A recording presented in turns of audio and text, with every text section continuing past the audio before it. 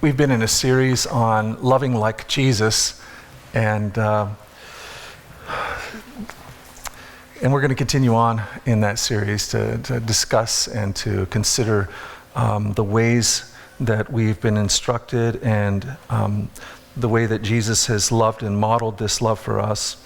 And I wanted to begin with doing a little bit of an interview, thus the other chair here. An interview with my youngest daughter, Eden. Eden, as most of you guys know, she went to Africa this summer. She went to Malawi, Africa. Many of you guys have been praying for her. And yeah, let's welcome Eden here.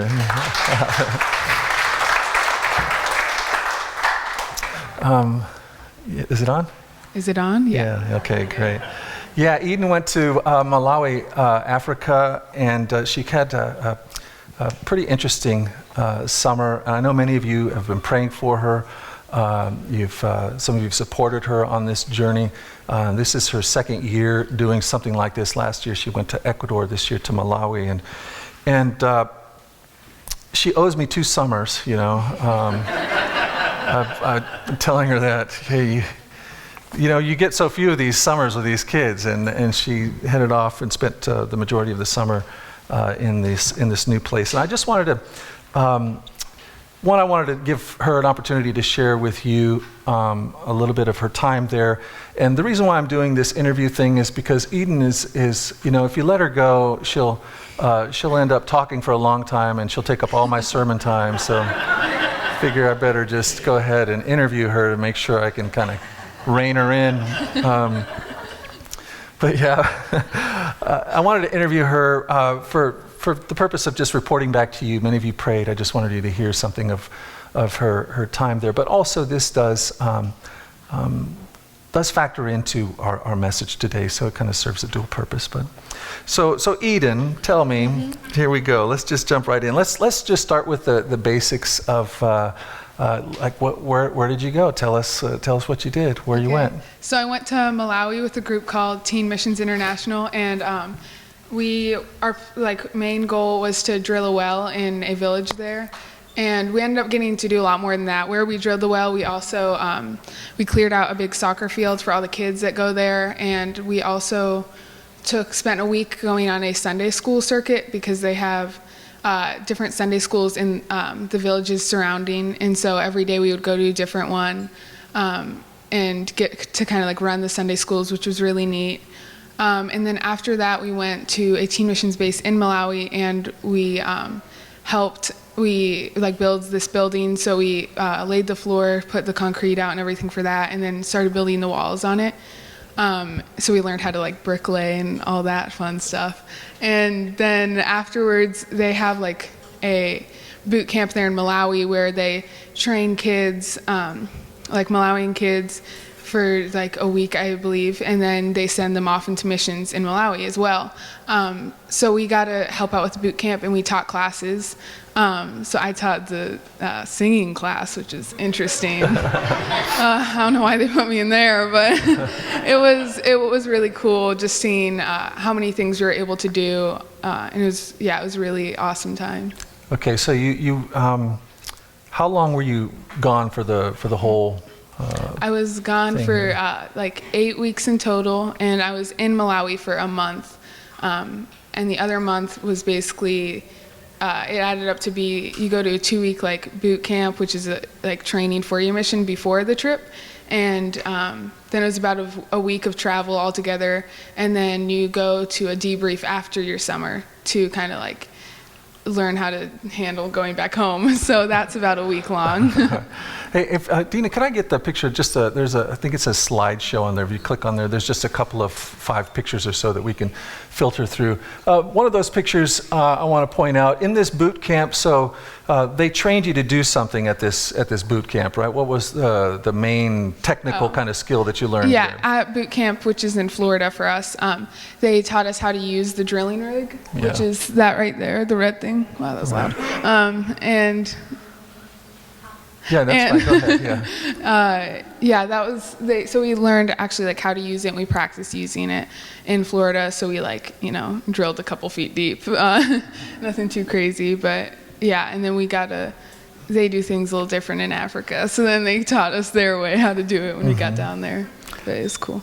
Okay, good. So you went to this village in Malawi. They had it almost like an identical drilling rig that you were trained on in Florida. Then you went there and you drilled a well. Now, were there other wells in the area? Yeah, I think the nearest well to us was about a quarter mile. And all the wells there are at mosques, and so they had kind of had the threat of that if anyone, because there was no Christians in the village that we were in, or in the surrounding villages. So you were in a Muslim village? Yeah. Okay. So you went to Africa and lived in a tent in a Muslim village over the summer? Yeah. Okay. Now, why didn't you tell your parents that it was a Muslim village? Right. Yeah, I might have left a little bit of that out. We get a little letter that says, by the way, I'm in a Muslim village in Africa living in a tent. Okay. Yeah, and so they'd had the threat that if anyone did kind of like convert to Christianity, they wouldn't be able to use these wells because they're all located at mosques. So we were able to drill a well there, and it was also like, we made it very clear that like we were Christians, and that is why we were drilling this well, was to show them and hopefully tell them about like the living water of Jesus. And so that was really neat that like anyone could go to that well, and it was just like a safe and like open place to everyone. That's great. So that water was free for Muslim and Christian alike? Yeah, for anyone. Right. So on the well, what do we have inscribed here? This is a picture of the well. Yeah, on the well we wrote in the concrete, "To the glory of King Jesus," which is really neat because like that's going to be there like forever as long as that well is there. And so everyone that uses that well, which it will all be Muslim people because there's only Muslim people who live there, will be using this. It's just a reminder that like that's why that was made, and it says Jesus right on there. That's great. So if there's one thing that, I'm sure there are many things that God has been placing on your heart as a result of going and doing something like this. But if there's one thing that you want to share with us this morning that just is, that you definitely walked away with and you'd like to share with us, what would that be? I'd have to say like one thing I really realized, there's a lot, but was just how like, we can be so like self-focused about like what we're doing and how we're doing it and all that, but like we're just his like vessels. And I think that was a really big thing he showed me, because I was in a lot of like uncomfortable situations or things that were not in my comfort zone at all, like teaching singing classes. And I had to remember that like we're only his vessels, and it doesn't matter. It's like not about me. It's about like what we're allowing him to do like in us. And so I think that was like really neat I was like forced to learn that, because otherwise I would just stress out, because I kind of am a control freak. So yeah, and so when I tried to do it all on my own, it just wasn't working out. But then when I realized like, and I just accepted like, if I'm just his vessel, then that takes the pressure off of me, because then it's just about what he's doing in me. Amen. Well, thank you, Eden. Yeah, you're welcome. That's great. Thanks.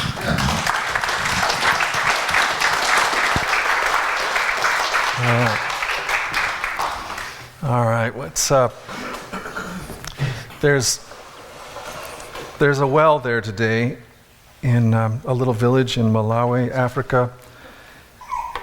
And men and women and boys and girls are drinking from the well.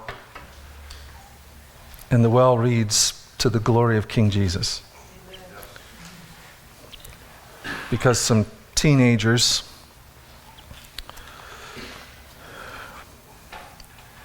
saw something, heard something, and responded, and they went. And that's what the gospel does. That's how the gospel works.